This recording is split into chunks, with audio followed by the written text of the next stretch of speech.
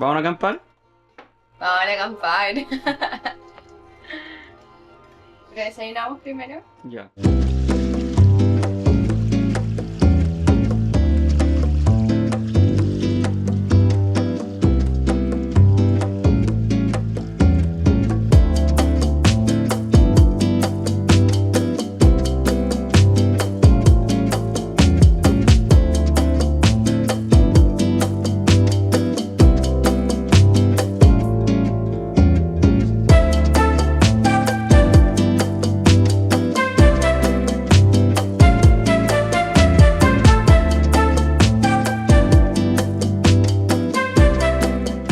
Había harto viento, pero estaban preciosos los colores de la tarde, así que valió 100% la pena entrar a la agüita, aunque sea por 15 minutos.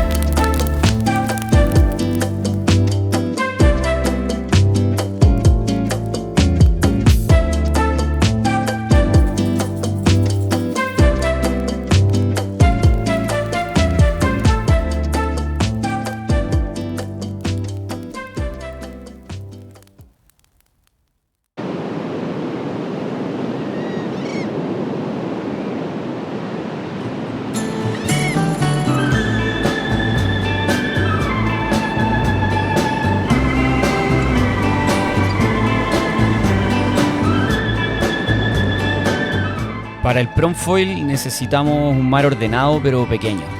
Dropear remando con el foil es mucho más difícil que surfeando, así que un mar suave facilita muchísimo las cosas.